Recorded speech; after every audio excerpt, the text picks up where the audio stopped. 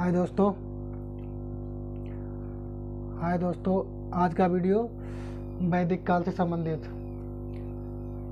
इससे पहले 4 वीडियो सिंधु घाटी सभ्यता पर अपलोड किए जा चुके हैं। आई होप आपको अच्छे से समझ में आया होगा। वैदिक काल का ये पहला वीडियो है जिसमें वैदिक काल के बारे में जानकारी शेयर की जाएगी।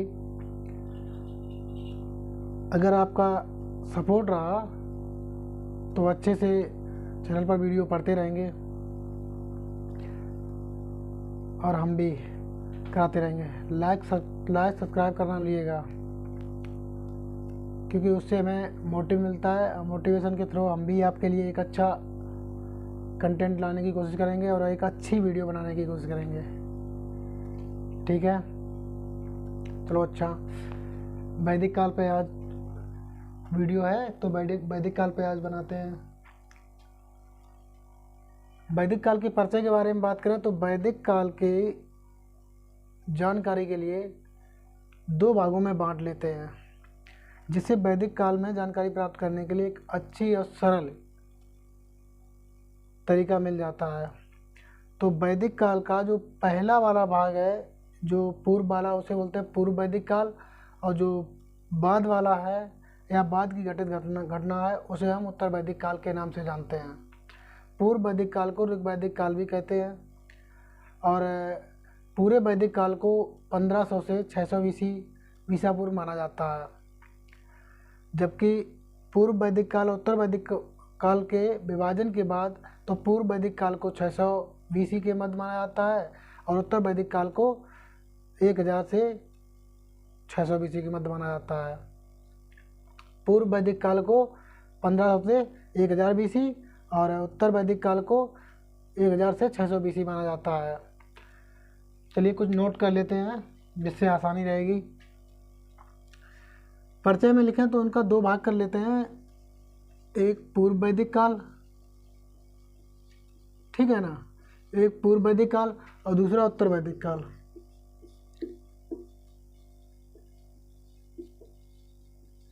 उत्तर वैदिक काल पूरी वैदिक सभ्यता का या वैदिक काल का काल रहता है 1500 से 600 ईसा पूर्व, ठीक ना, 20वीं। तो पूरी वैदिक काल सभ्यता का काल रहता है ये। तो जब वैदिक काल को हम 2 भागों में बांटते हैं तो उसमें एक काल को पूर्व वैदिक काल कहते हैं और दूसरे बाद वाले समय को या पीरियड को हम उत्तर वैदिक काल कहते हैं।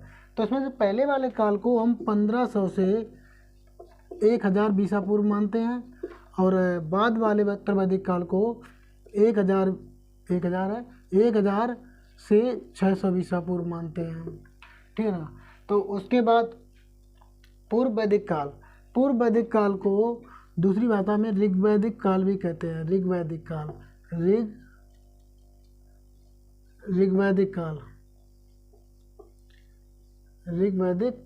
काल इसे वैदिक सभ्यता एंड वैदिक काल भी कहते हैं।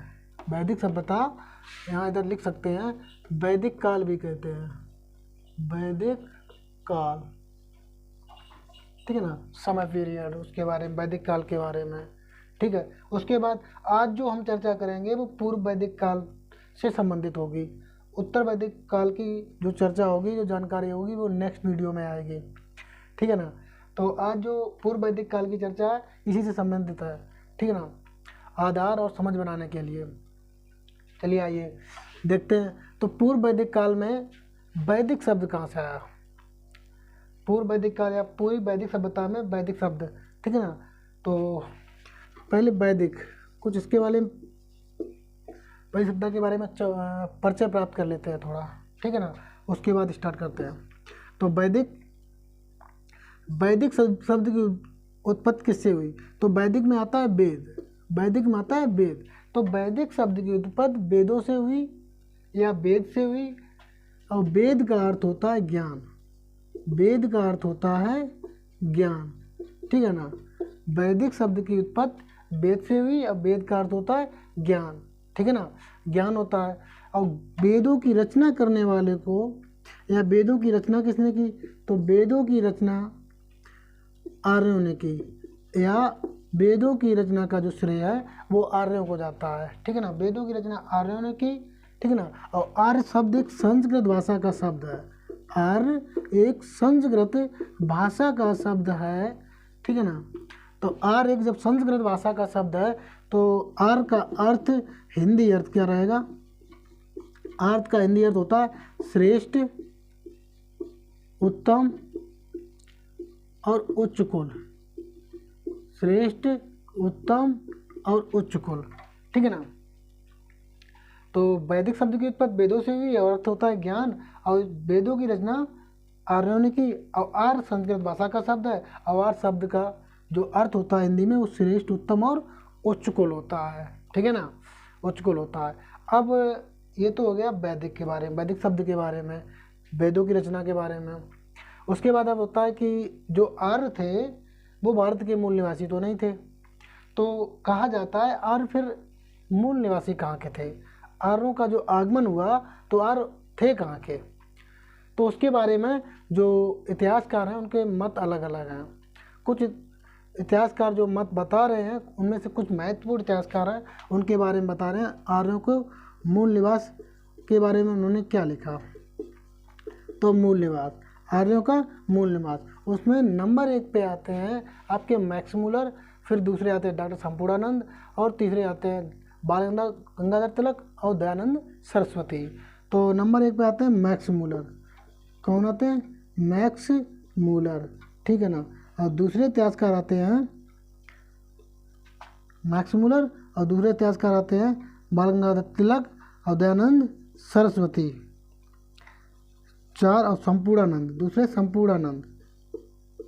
इसको दूसरे नंबर इसलिए लिख रहे हैं क्योंकि इनके मत ना कुछ मिलते जुलते हैं, इसलिए इन्हें फर्स्ट सेकंड पे लिख दे रहे हैं। डॉक्टर संपूर्णानंद, संपूर्णानंद, ठीक है ना। तीसरे बाल गंगाधर तिलक, बाल गंगाधर तिलक,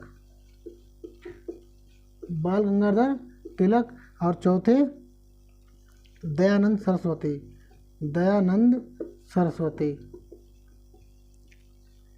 तो ये 4 मुख्य इतिहासकार हैं जिन्होंने आर्यों के उत्पत्ति, आर्यों के मूल निवास के बारे में बताया है।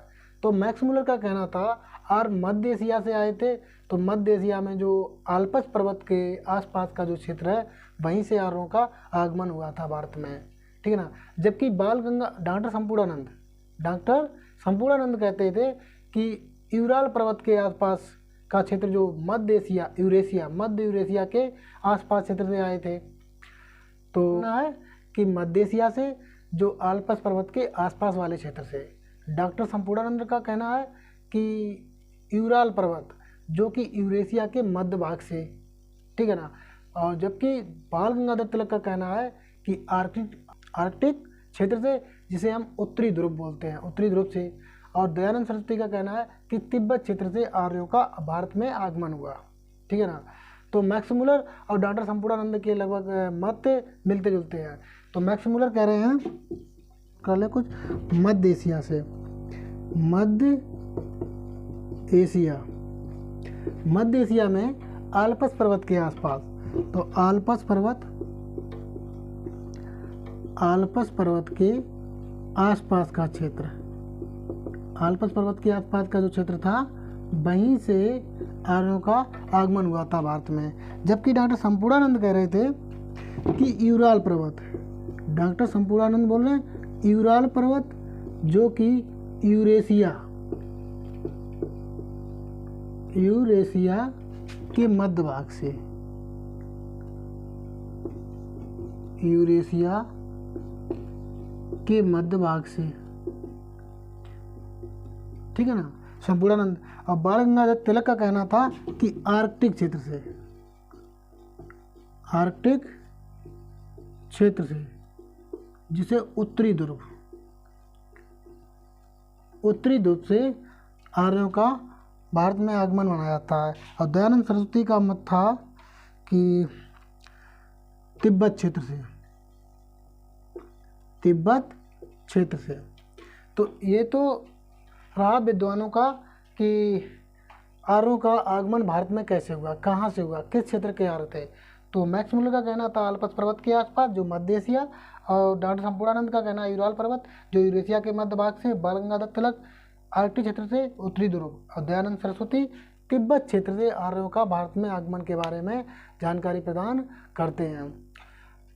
तो इनके बारे में सबसे महत्वपूर्ण माना जाने वाला तर्क मैक्स मूलर का है। मध्य एशिया जो आल्पस पर्वत के आसपास का क्षेत्र था, तो वहीं से आर्यों का आगमन माना जाता है। तो उसके इस तत्व को मानने के लिए कुछ साक्ष्य और कुछ जानकारी होंगी, तो जानकारी प्राप्त करने के स्रोत होंगे और साक्ष्य जुटाए होंगे। तो आज उन जानकारियों और स्रोतों के बारे में बात करते हैं। तो उनमें से साहित्यिक और पुरातात्विक स्रोत दोनों हैं। इस तर्क के लिए लगभग साहित्यिक और पुरातात्विक स्रोत दोनों प्रकार के स्रोत हैं। तो पहले पुरातात्विक स्रोत की बात करते हैं, ठीक है ना। तो पुरातात्विक स्रोत में बोगाज कोई का अभिलेख, पुरातात्विक स्रोत में बोगाज कोई का अभिलेख जो मध्य एशिया में है, मध्य एशिया से बारे में चर्चित करता है।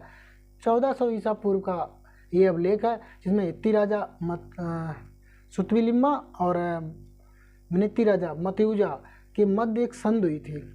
पहले तो उनमें विद्रोह हुआ, आपस में विद्रोह होने के बाद, युद्ध होने के बाद जब उनके युद्ध का कोई परिणाम नहीं निकला, तब उन्होंने संधि करने की सोची। और जब संधि करने की सोची तो संधि करने के लिए उन्होंने देवताओं को साक्षी माना।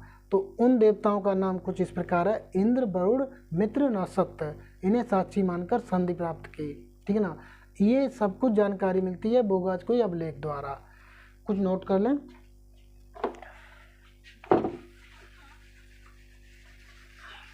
तो पुरातात्विक और साहित्यिक दोनों तरह से स्रोत प्राप्त हैं। तो जानकारी के स्रोत जिसमें पुरातात्विक और नंबर 2 साहित्यिक स्रोत, ठीक है ना। तो पुरातात्विक स्रोत में बोगाज कोई नंबर 1 है। स्रोत क्या है? बोगाज कोई का अभिलेख, बोगाज कोई का अभिलेख जो 1420 पूर्व का अभिलेख है। कितना? 1420 पूर्व का अभिलेख है बोगाज कोई का अभिलेख। इसमें क्या मिलता है कि एक हित्ती राजा सुतविलिम्बा और मिनित्ती राजा मतियुजा, देख लो, नोट कर लो। हित्ती राजा सुतविलिम्मा और मिनित्ती राजा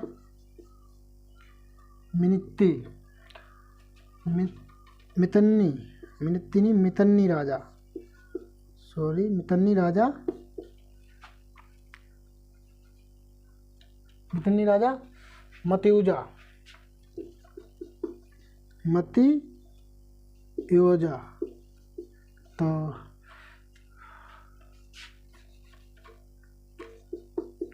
मतियुजा तो हित्ती राजा सुतविलिम्मा और मितन्नी राजा मतियुजा, इनके बीच युद्ध होता है और युद्ध का कोई परिणाम ना निकलने के कारण ये आपस में संधि करने की सोचते हैं। तो संधि करने के लिए इन्हें किसी को साक्षी या किसी को गवाह के रूप में मानना पड़ेगा ना। तो उन्होंने क्या किया, संधि के रूप में देवताओं को साक्षी मानकर संधि की। तो इसी तथ्य का वर्णन बोगाज कोई अभिलेख से प्राप्त होता है। तो बोगाज कोई अभिलेख में जो देवता माने गए थे, जिन्हें साक्षी माना गया था, वो कुछ इस प्रकार है। वैदिक देवता कौन कौन से माने उन्होंने? अग्नि, वरुण, मित्र और नसत्य, इन 4 देवताओं का वर्णन बोगाज कोई अभिलेख से प्राप्त होता है, जिसमें इन दोनों राजाओं के बीच की संधि का वर्णन है। और साथ में इन दोनों राजाओं ने इन देवताओं को साक्षी माना। क्या माना? साक्षी मानकर, इन दोनों को साक्षी मानकर संधि की, ठीक है ना। ये तो हो गया बोगाज कोई अभिलेख। एक और मिलता है कास्काइट अभिलेख जो 1620 ईस्वी पुराना है।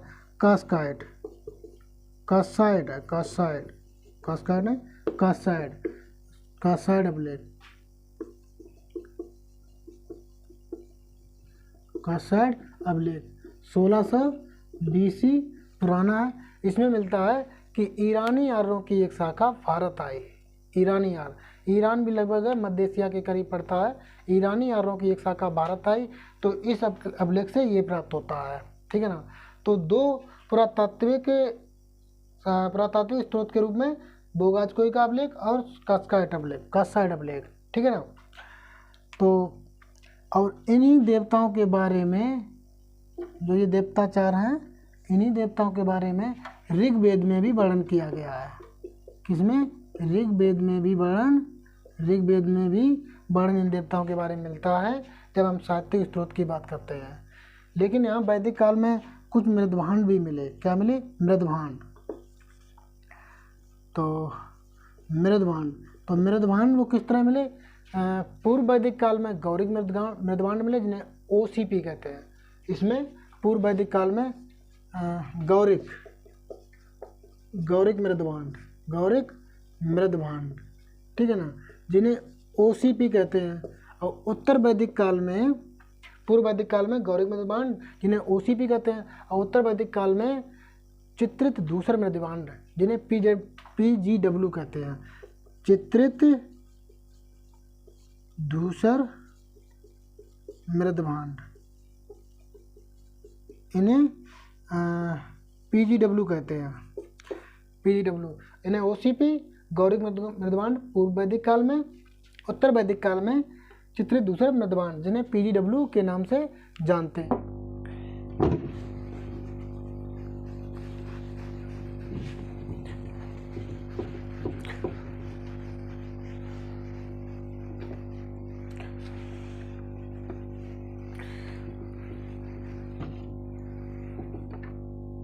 पुरातात्विक स्रोत हो चुके थे। अब साहित्यिक स्रोत की बात आती है। तो साहित्यिक स्रोत में वेद जो 4 प्रकार के हैं, ऋग्वेद, सामवेद, यजुर्वेद और अथर्ववेद। ठीक है ना। तो 4 वेद में सबसे प्राचीन वेद ऋग्वेद है। तो ऋग्वेद साहित्यिक स्रोत में सबसे पहले नंबर पे देखा जाता है। तो आइए देखते हैं ऋग्वेद के बारे में। तो ऋग्वेद, और वैसे भी तो ये वीडियो पूरा ऋग्वैदिक काल पर ही समर्पित है या आधारित है। तो ऋग्वेद साहित्यिक स्रोत में साहित्यिक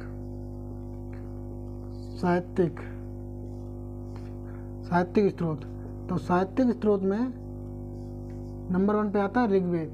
तो ऋग्वेद जो है ना, तो ऋग्वेद के बारे में जानकारी करते हैं। तो ऋग्वेद सबसे प्राचीन ग्रंथ है। ऋग्वेद सबसे प्राचीन ग्रंथ है, नंबर 1। नंबर 2 संकलनकर्ता कृष्णद्वैपायन और वेद व्यास जी है इसके संकलनकर्ता, निर्माणकर्ता। तो आर्यों की जानकारी, भारत में आगमन की जो आर्य की जानकारी, तो मध्य एशिया, ईरान, फिर भारत आए। ठीक है ना। ये ऋग्वेद में इनका वर्णन मिलता है। जबकि कासाइड अभिलेख में भी ईरान से एक आर्यों की शाखा भारत आई, ये जानकारी मिलती थी। ठीक है ना। उसके बाद हिंद यूरोपियों भाषाओं का ये सबसे पवित्र और प्राचीन ग्रंथ है। ठीक है ना, ऋग्वेद। उसके बाद ऋग्वेद में 10 मंडल, 1028 सूत्र या मंत्र उल्लिखित किए गए हैं। कुछ नोट पैड करो। तो इधर से इस तरह का है। तो नंबर 1 सबसे प्राचीन ग्रंथ है। ऋग्वेद से प्राचीन कोई ग्रंथ नहीं है, सबसे प्राचीन ग्रंथ। और नंबर 2 सबसे प्राचीन ग्रंथ, और नंबर 2 है इसके संकलनकर्ता कौन है? कृष्णद्वैपायन और वेद व्यास। संकलनकर्ता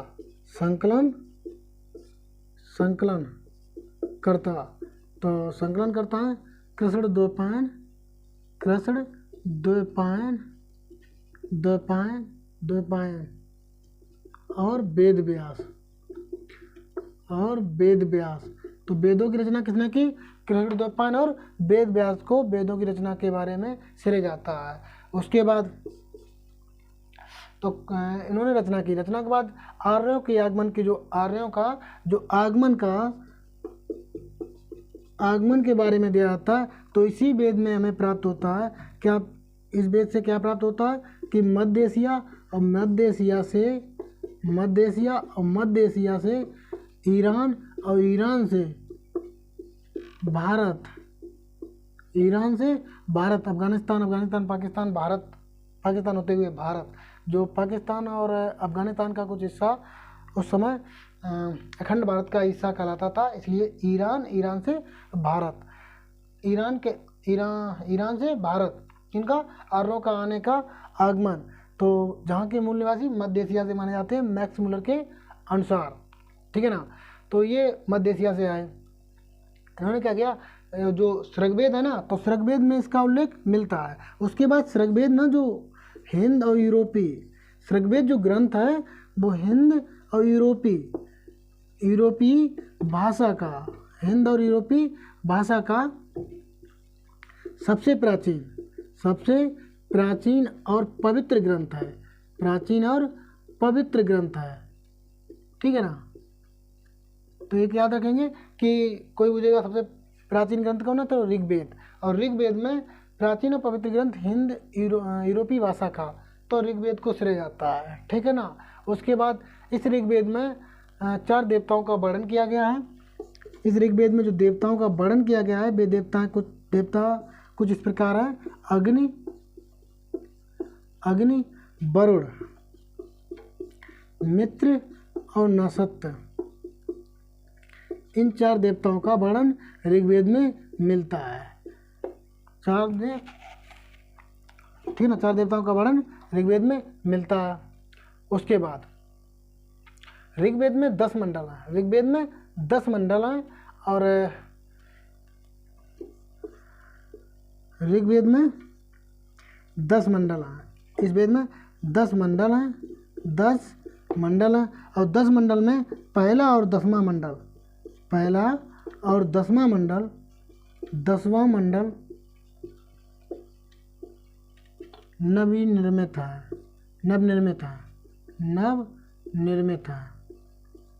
पहला और 10वां मंडल नवनिर्मित है या सबसे नए हैं। कैसे? सबसे नए। नवनिर्मित को हम सबसे नया भी बोल सकते हैं, सबसे नए मंडल कौन से? पहला और 10वां मंडल। और इन पहले और 10 मंडलों में ही धर्म विचार से जुड़े हुए मंत्रों का उल्लेख मिलता है। किनमें? इन पहला और 10वां मंडल में ही धर्म विचार से जुड़े मंत्रों का उल्लेख मिलता है। धर्म विचार से जुड़े मंत्रों का उल्लेख मिलता है पहला और 10वां मंडल में, ठीक है ना। तो ऋग्वेद में कितना हो गया? सबसे प्राचीन ग्रंथ है, संकलन करता कर्ण द्वैपायन और वेद व्यास जी है। उसके बाद आगमन, ऋग्वेद में जो आर्यों का वर्णन किया गया है वो उनका आगमन हुआ था मध्य एशिया, ईरान और भारत। और हिंद यूरोपीय भाषा का सबसे प्राचीन ग्रंथ है और सबसे पवित्र ग्रंथ भी है। देवता कौन कौन से? अग्नि, वरुण, मित्र, नसत्य आदि देवताओं का वर्णन किया गया है। इसमें 10 मंडल हैं। पहला और 10वां मंडल बिल्कुल नया है, नवनिर्मित है। उसके बाद धर्म विचार से जुड़े मंत्रों का उल्लेख पहले और 10वें मंडल में मिलता है। बाकी के 2 से लेकर 7 मंडल, बाकी के 2 से लेकर 7 मंडल, ठीक है ना। बाकी 2 से लेकर 7 मंडलों में प्रमुख मंडल कुछ इस प्रकार हैं, जिसमें तृतीय मंडल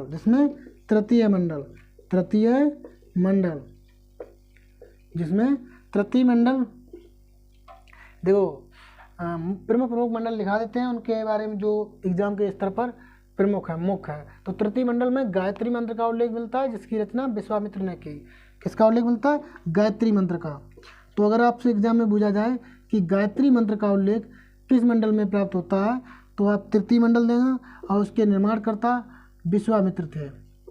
इसके गायत्री मंत्र के निर्माणकर्ता या ठीक है ना, रचनाकार विश्वामित्र को माना जाता है। उसके बाद 7वां मंडल और 9वां मंडल, ये कुछ और प्रमुख हैं। तो 7वां मंडल में, चलो मंडल सभी इधर कर देते हैं, इसका ऋग्वेद का पूरा हिस्सा तृतीय मंडल है ना। 2 से लेकर 7 मंडल कुछ इस प्रकार है। तृतीय मंडल, और तृतीय मंडल के बाद 7वां मंडल। 7वां मंडल में दग्राज युद्ध के बारे में बताया जाता है, जो पुरसुड़ी नदी के किनारे, जिसे हम रावी नदी के नाम से भी जानते हैं। तो लिख देते हैं 7वां मंडल, इधर लिखो 7वां मंडल, ठीक है ना। तो 7वां मंडल में क्या होता है? दग्राज युद्ध के बारे में, दग्राज युद्ध के बारे में मिलता है जो पुरुषणी नदी के तट पर, पुरुषणी या रावी नदी के तट पर रावी नदी के तट पर होता है, ठीक है ना। तगराज युद्ध का जो 7वां मंडल में तगराज युद्ध के वर्णन के बारे में दिया गया है। 9वां मंडल में सोम देवता को जो वनस्पति से संबंधित थे, 9वां मंडल। अब 9वां, इस 7वां को इस तरह हम भी लिख सकते हैं 7वां, ठीक है ना। तो 9वां मंडल, तो 9वां मंडल में सोम देवता के बारे में वर्णन किया गया है। सोम देवता, तो सोम देवता किसे मानते हैं हम लोग? वनस्पति से संबंधित देवता को सोम देवता के बारे में मानते हैं। वनस्पति से संबंधित, वनस्पति लिख सकते हैं, वनस्पति से संबंधित, ठीक है ना। वनस्पति से संबंधित देवता को सोम देवता के बारे में। और उसके बाद 10वां मंडल, तो 10वां मंडल में यही वो मंडल है जिसने जातिवाद विवाद के बारे में रचना की। ये 10वां मंडल ऋग्वेद में सबसे बाद में जोड़ा गया, अर्थात नया मंडल है, अभी हाल का जुड़ा हुआ।